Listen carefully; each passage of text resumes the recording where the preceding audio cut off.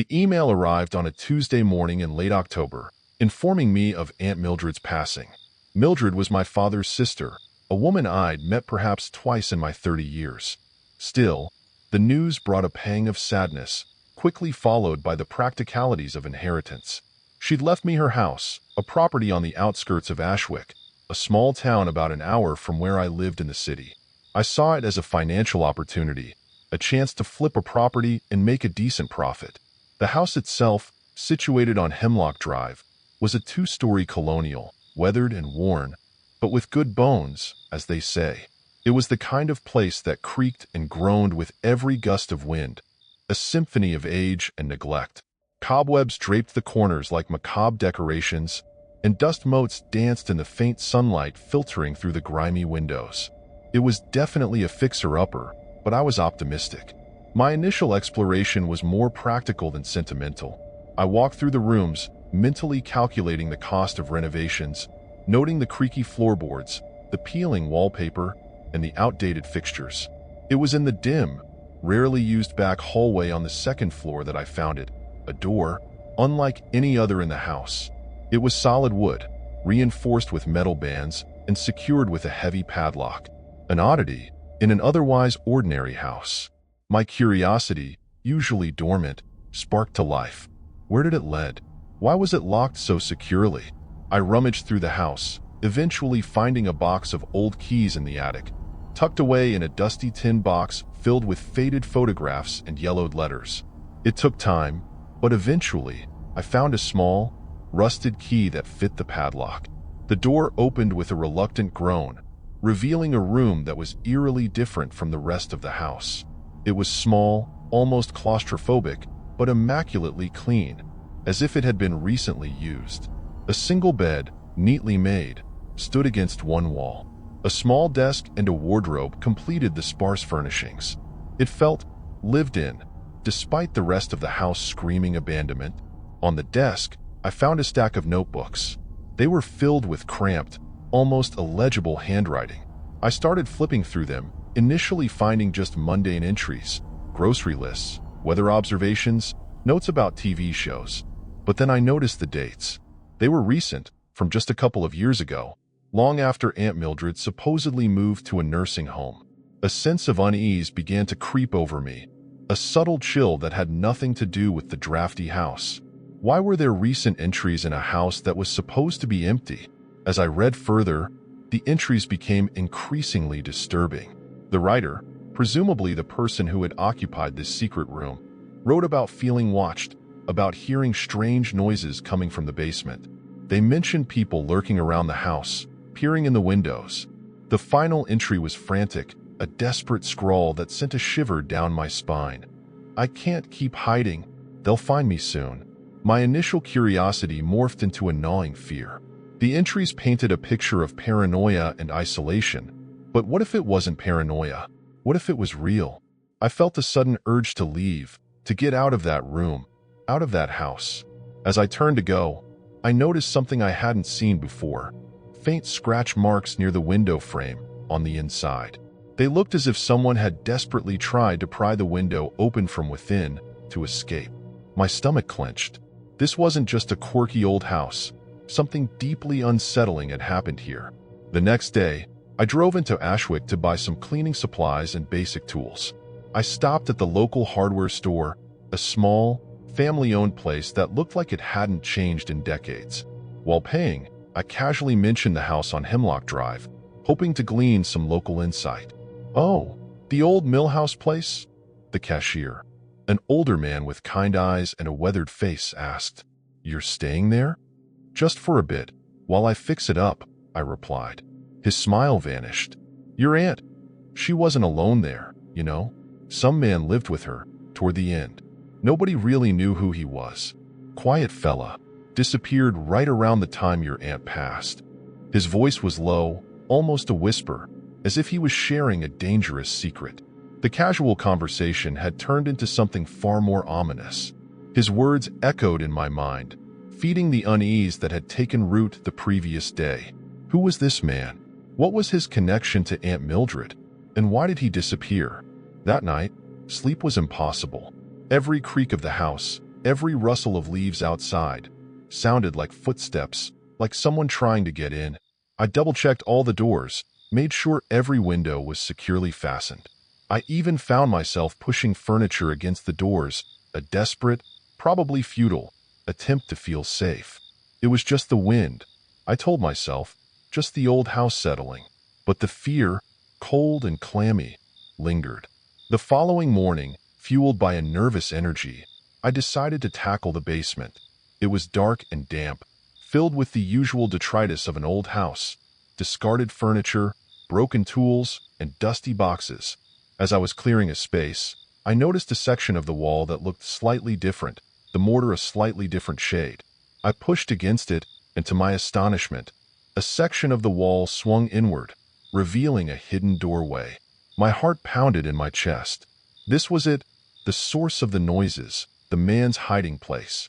Hesitantly, I stepped inside. It was a small, cramped space, barely large enough to stand in.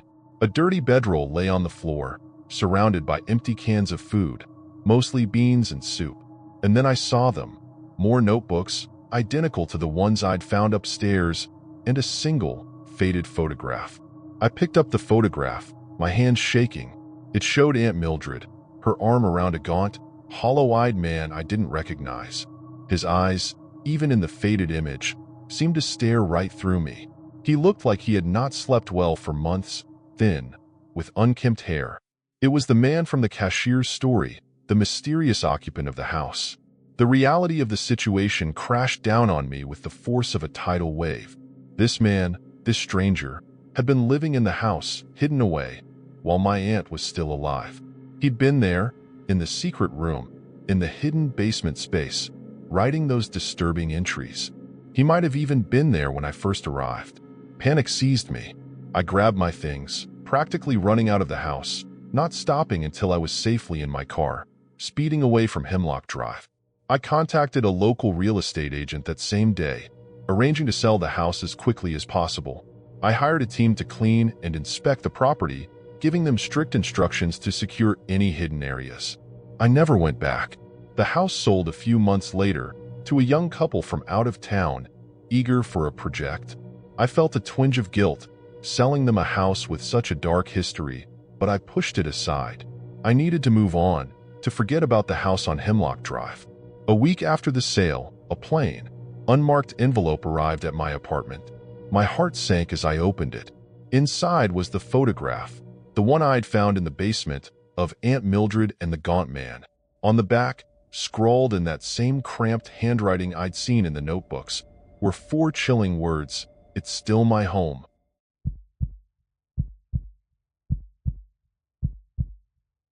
In the scorching summer of '08, I, Liam, at 17, relocated with my family to Sunrise Boulevard. Our new residence was a simple 2-story house nestled in a tranquil neighborhood where children cycled freely and neighbors were familiar faces. However, the last house on our block was distinctly different. A rundown Victorian with peeling paint, boarded-up windows, and an unkempt yard. It quickly became the focal point of local legends among the neighborhood kids. Rumors of eerie noises, fleeting shadows, and ghostly apparitions circulated persistently.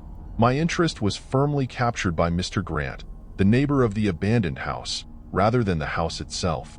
Residing next door in a meticulously maintained home, Mr. Grant, a wiry man in his late 50s with piercing blue eyes, projected an undeniable aura of mystery. Every evening, he positioned himself on his porch with a thin cigar between his lips, fixated on the deserted property. It often appeared as though he was engaged in a silent dialogue with someone or something hidden within those shadowed walls. The other kids in the neighborhood were understandably wary of both the house and Mr. Grant.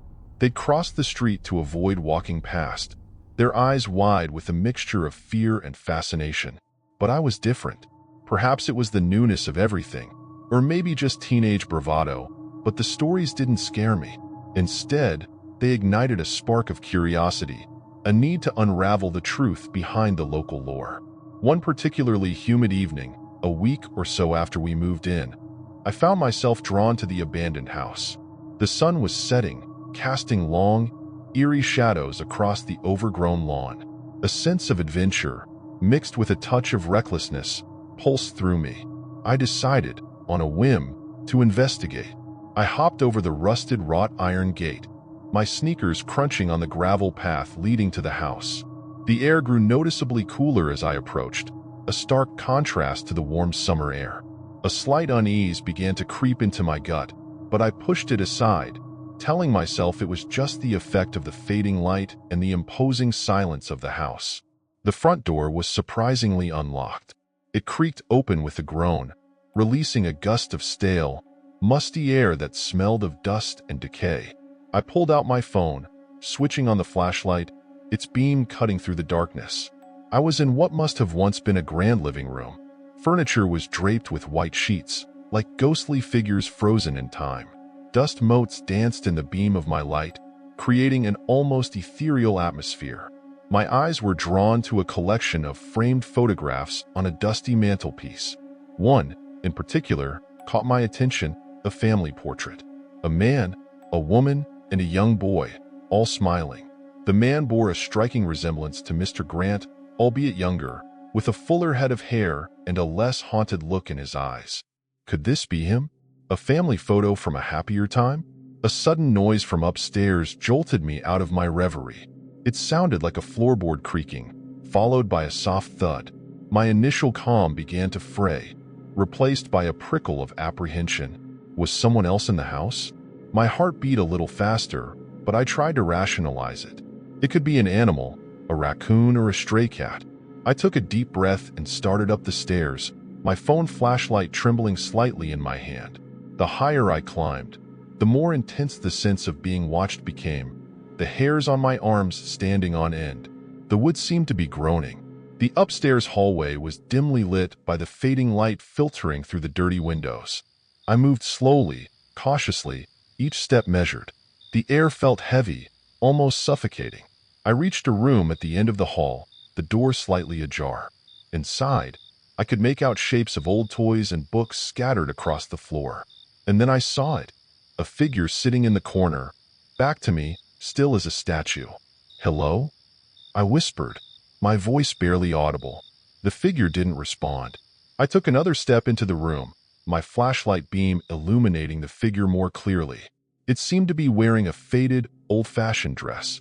Suddenly, a loud bang echoed from downstairs, followed by the sound of shattering glass. My heart leaped into my throat, the earlier apprehension now morphing into genuine fear. I spun around, my mind racing, and bolted back down the stairs, the image of the silent figure seared into my mind. As I reached the bottom of the stairs, I froze. Standing in the doorway, silhouetted against the twilight, was Mr. Grant. His eyes, usually intense, now seemed to burn with an almost unsettling fury. "What are you doing here?" he demanded, his voice cold and sharp. I was just curious," I stammered, my voice trembling, my mind struggling to come up with a plausible explanation. His expression softened slightly, but his voice dropped to a near whisper. "You shouldn't have come here. They don't like visitors." "They?" I asked, confused, my fear momentarily overshadowed by curiosity. Before he could answer, another sound came from behind me. A low, guttural sound, like something heavy being dragged across the floor. It seemed to be coming from the living room. A wave of cold dread washed over me, my blood turning to ice.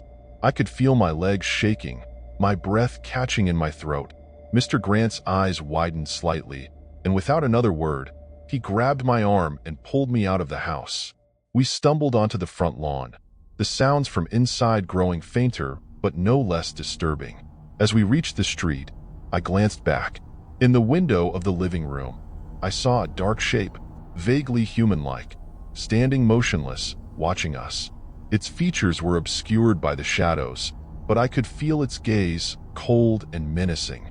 Mr. Grant, his face pale in the fading light, pulled out a cigar and lit it with trembling hands. He took a long drag, his eyes fixed on the house. "That house," he muttered, his voice barely above a whisper, "has a way of keeping what it gets.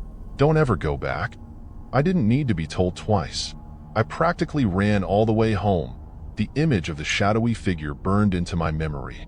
I didn't sleep that night. Every creak of my own house, every rustle of leaves outside my window, sent shivers down my spine. The next day, I tried to convince myself that it was all just my imagination, fueled by the spooky atmosphere and the local legends. But deep down, I knew something was wrong with that house. And I knew Mr. Grant was hiding something terrible.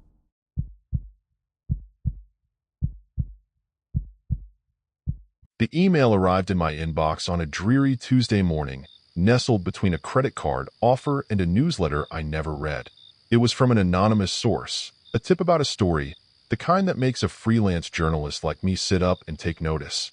It spoke of an abandoned house on Briarwood Lane, a quiet, unassuming street in the otherwise unremarkable suburb of Oakhaven. The house, according to the email, had a dark history, a chilling mystery attached to it. The previous owners, a wealthy family named the Millers, had vanished without a trace 20 years ago. Local rumors, as always, had filled the void left by the lack of answers. Some whispered of foul play, a violent end hidden behind the respectable facade of a well-to-do family. Others spoke of crippling debt, a sudden flight in the dead of night to escape creditors. The truth, however, remained elusive, buried beneath 2 decades of speculation and unanswered questions. Intrigued, and seeing the potential for a compelling story, I decided to investigate. The house on Briarwood Lane was easy enough to find. It stood apart from its neat, well-maintained neighbors, a decaying relic consumed by nature.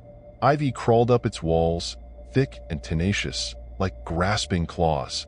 The windows were cracked, the roof sagged, and the paint peeled like sunburnt skin. It was the quintessential haunted house, a place that seemed to exude an aura of mystery and neglect. Despite its dilapidated state, one detail struck me as odd: the mailbox. It was empty, completely devoid of the usual junk mail and flyers that accumulate in even the most neglected properties. It was as if someone had been checking it regularly, a small but significant sign that perhaps the house wasn't as abandoned as it seemed. Steeling my nerves, I pushed open the creaky front gate and walked up the overgrown path. The front door, surprisingly, was unlocked. It opened with a groan, releasing a gust of stale, musty air that smelled of dust and decay. Inside, the house was a time capsule, eerily preserved, as if the occupants had simply stepped out for a moment and never returned. Dust lay thick on the furniture, a soft, gray blanket that muffled sound and created an atmosphere of oppressive silence. Plates were still on the dining table, half-finished meals frozen in time. Children's toys, a teddy bear, a doll, a scattering of building blocks, lay abandoned in the living room.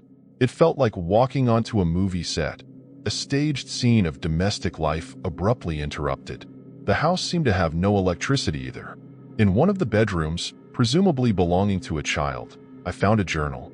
It was a small, leather-bound book, filled with the neat, looping handwriting of a young girl. Flipping through it, I learned her name was Lily, the youngest daughter of the Miller family. The initial entries were typical of a child's diary, accounts of school, friends, family outings, the everyday happenings of a normal, happy life. But as I read further, the tone changed. The entries became shorter, more disjointed. Lily wrote about a silent visitor, a figure she'd see lurking in the trees at the edge of their property. She described him as tall and thin, always watching, never speaking. The entries grew increasingly fearful, filled with a child's helpless terror of the unknown. The final entry, dated just a day before the family vanished, sent a chill down my spine. Mom said not to open the door, but Dad did anyway. Now he's gone. I'm hiding in the closet. I hope they don't find me. My initial excitement, the thrill of the story, began to give way to a growing unease. This wasn't just a cold case. It was a tragedy, a family torn apart by something or someone unknown. And Lily's terrified words painted a picture far more sinister than any of the local rumors. As I continued to explore, I noticed more signs of recent activity, subtle at first, but increasingly unsettling. A half-full glass of water on the kitchen counter, the water still relatively clear, not murky or evaporated as it should be after 20 years. A pile of ashes in the fireplace, cold but definitely not ancient. And then, most disturbingly, muddy footprints leading from the back door, up the stairs.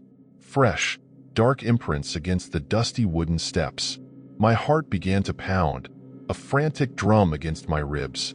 Someone was here, or had been here very recently. The house wasn't abandoned, it was occupied. Following the footprints, I found myself in the attic. It was a large, dimly lit space, filled with the usual assortment of discarded furniture and forgotten belongings. But in one corner, partially hidden behind a stack of old boxes, was a makeshift living area. A worn sleeping bag, a few empty cans of food, a small, battery-powered lantern, and a stack of newspapers. One newspaper, in particular, caught my attention. It was a local paper, the Oak Haven Gazette, and the headline screamed, "Local family still missing after 20 years." It was dated just a week ago. A sudden noise from downstairs, the faint but unmistakable sound of footsteps, sent a jolt of pure terror through me. Panic seized me, cold and paralyzing. I scrambled for a hiding place, diving into a large, old wardrobe, the same kind Lily might have hidden in. My heart hammered in my chest, each beat echoing in the confined space.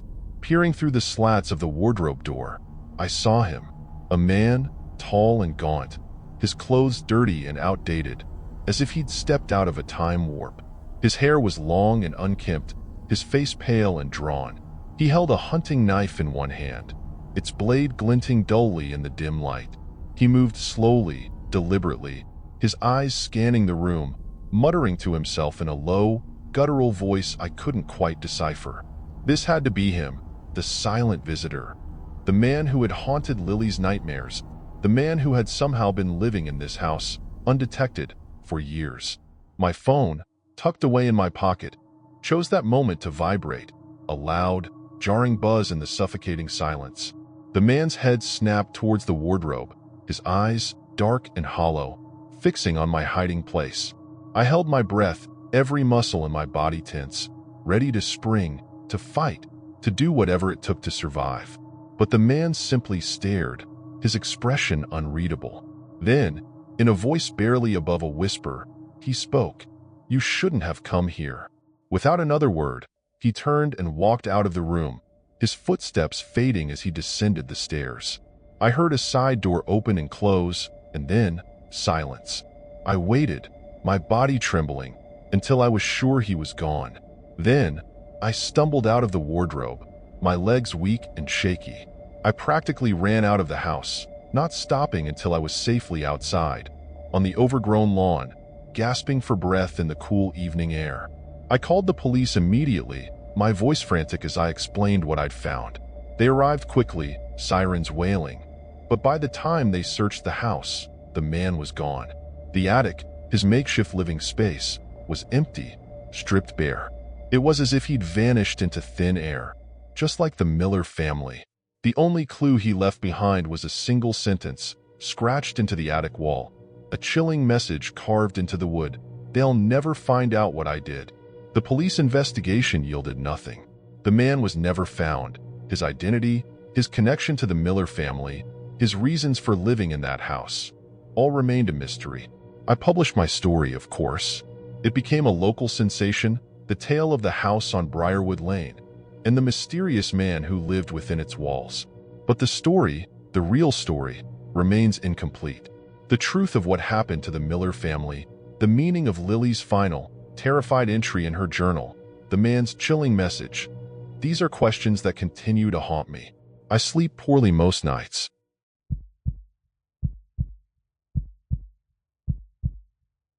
David and I, as newlyweds, were determined to begin our life together. We chose Harmony Springs, a quaint town in the countryside, for its tranquility, a sharp departure from the bustling city we left behind. However, securing a permanent home was more difficult than expected.